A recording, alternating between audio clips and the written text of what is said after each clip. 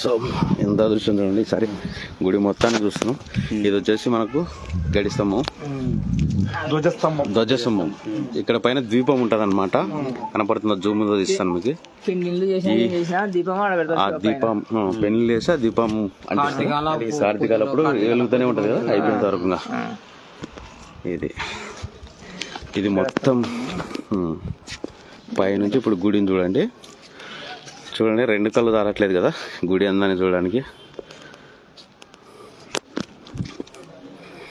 అదృష్టం చేసుకోండి ఒకసారి వచ్చిపోతే ఇక్కడికి.